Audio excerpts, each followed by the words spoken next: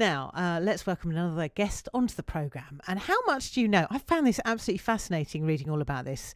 The town of East Grinstead. You can hop on the Bluebell Railway there. It's got a historic Tudor-style high street. It's quite near the Ashdown Forest. But did you know that East Grinstead is also known as Britain's home of alternative religion? My next guest has made a documentary all about the town and its religious curiosities. Here's a little bit of a flavour. People talk a lot about East Grinstead.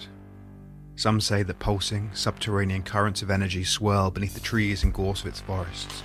Some say that the pre-Reformation church is a beacon for occult spirits. Some say that Anne Boleyn stayed there and now haunts the town, along with the spirits of 3 Protestant martyrs burned alive on the high street.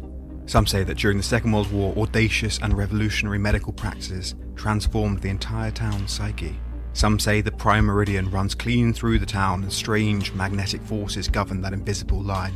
Some say it was a late pagan outcrop and shadowy figures still practice ancient rites out at stone circles. And then she caught the fire from the bottom of her dress going to her head, and then it whizzed off in a little white ball and then disappeared. The person who was elected the secretary had no fingers, so he couldn't write any notes.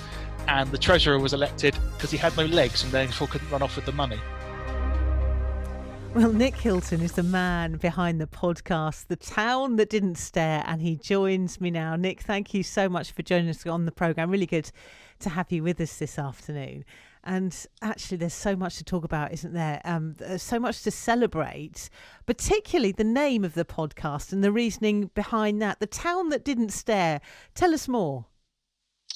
Well, I mean, East Grinstead is called the town that didn't stare, and no one knows exactly where the first usage of this nickname came from, but it pertains to this moment in the 1940s when Archibald Mackindoe, who was a pioneering plastic surgeon at the Queen Victoria Hospital, he sort of embarked on what was a really unusual and revolutionary scheme to get the whole town to embrace the rehabilitation, the social rehabilitation, as well as the medical rehabilitation of what he referred to as the guinea pigs, or they refer to themselves as the guinea pigs, the Guinea Pig Club, which were RAF pilots and RAF servicemen who had been badly burned in the Second World War. And that kind of came to define the town, and Mackindoe's service came to define the town as the town that didn't stare, didn't make these very badly burnt servicemen feel in any way judged or uncomfortable. Yeah, it's sort of a real sanctuary to people who were arriving back utterly traumatised, not just the injuries, but the impact that would have had on how people perceived them. Absolutely. I mean, I think, Mackindoe went into pubs and said, you've got to give these servicemen the opportunity to come in and have a pint and feel like they're part of the local community again. And that was, it seems common sense now that you work so hard on rehabilitation into society of people who have suffered traumatic injuries. But at the time, it was a really kind of, revolutionary way of approaching the discipline, which was so predominantly seen as a kind of medical science. There were some fascinating stories, actually, weren't there, behind the Guinea Pig Club and the hospital. We had some lovely callers, actually, who remember sort of going there as children and sort of mixing with those burns victims. You must have, really fascinating to dig into this. Yeah, I mean, it's been particularly fascinating to me because it was only, I grew up just outside of East Grinstead near Turner's Hill and went to school in East Grinstead. And I had never heard of the guinea pigs until about 3 or 4 years ago when someone mentioned it to me. I had been interested in the Scientology community there, but hadn't really given much thought to what the town was famous for otherwise. And someone mentioned it to me, and that's kind of why I thought, I'm going to make a real effort, because this is an extraordinary story. And I don't know if it permeates East Grinstead's public consciousness as much as it should do. I don't know, whether it was my school or whether it was, all the schools are neglecting it from the curriculum, but certainly in the last few years, there's a statue of Mackindoe and one of his guinea pigs that was put up outside Sackville College. And I think the East Grinstead Museum has done really great work in making this story, trying to keep this story in people's minds. But yeah, there's always more to learn and more to find out. And I imagine that, the residents of East Grinstead who are listening to this have incredible stories, whether of their own families or just being in the town and embracing the guinea pigs. So obviously this all came about as a desire of your own to know more about the area. But how did you decide which, there's many fascinating stories behind East Grinstead. How did you decide which to explore in greater depth? I think I wanted to take quite a natural look at it. So the series opens and the first episode is out next Monday, and it starts with Mark Roberts, who's an archaeologist who excavated a dig at Boxgrove, which is in Sussex. It's not particularly near East Grinstead, but it is also in West Sussex. And I wanted to sort of try and follow that thread all the way from Homo heidelbergensis, being very early man, and how they settled Sussex, and then the Norman invasion, the move from paganism to Christianity. There's an incredible story to tell, and I wanted to take the widest possible scope. I didn't want to just focus too much on the alternative religions, which are very splashy and exciting, and they're interesting, but there are so many other stories. So it was a kind of way of seeing how the town's psyche had formulated over millennia, rather than just in the period since the Second World War or since L. Ron Hubbard moved to St. Hill. That seemed to me quite a narrow view of it. So I've tried to take an approach that looks at the kind of historic reasons why East Grinstead is both really extraordinary and also really ordinary, because that's interesting to me too, how such an ordinary town becomes more and more extraordinary as the years go by. And there's not much pontificating going on. You wanted this to be something that sort of evolves and entertains quite quickly, and all produced largely from your bedroom, which was a challenge in itself. Yeah, I knew I wanted to make this podcast over the last few years, but I didn't really have the time and energy to do it. And then suddenly lockdown comes along. A lot of my production work that I do on site kind of evaporated, and suddenly I had the opportunity. And I was just ringing people up, several people every day, and just getting them to give me their thoughts. Incredible access to people that I might not have otherwise been able to convince to speak to me. And and as you say, recorded predominantly in my bedroom, which is is interesting. It's not a BBC studio. Yeah, we've all had to adapt, haven't we? And the one thing is, there's no mention whatsoever of the coronavirus, so an escape from all of that. And we all love a really good ghost story, and it's the home, I didn't know this, the UK's most haunted high street.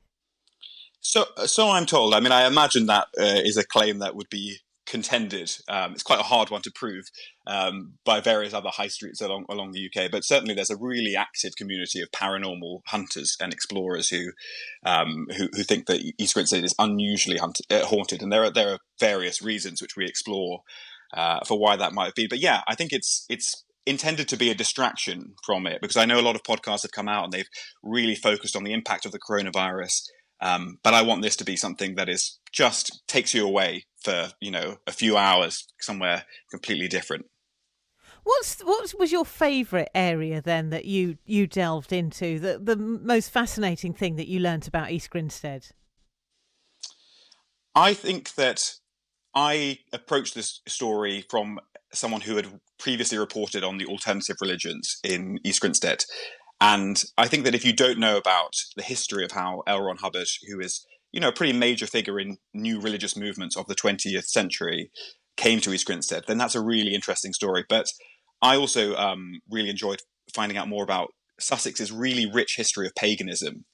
And I was speaking to a guy called Dav the Bard, he's a musician who makes really amazing music, and he's a kind of active pagan. He's based actually down in Brighton, and he was telling me about the history of Sussex and paganism there. And I was just thinking about how much the message of paganism resonates actually with many of our 21st century concerns, these, being involved with nature and kind of reverent of the land.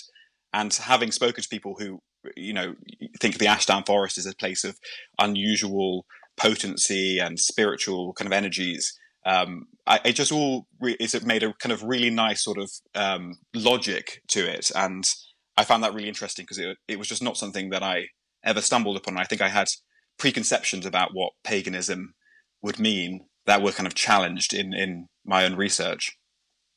There's, I suppose a lot in history that really resonates with today, and it does sound from what you're saying that in lots of ways, East Grinstead was quite sort of forward-thinking and pioneering.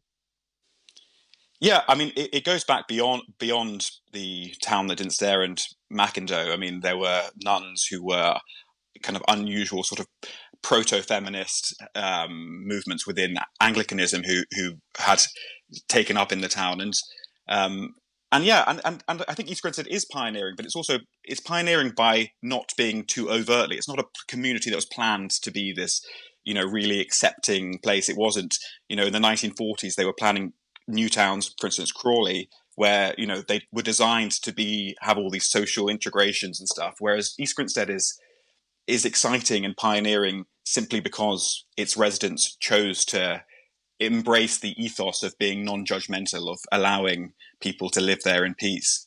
And that's kind of exciting to me because it's about natural human curiosity and the way the brain can evolve rather than being enforced and planned.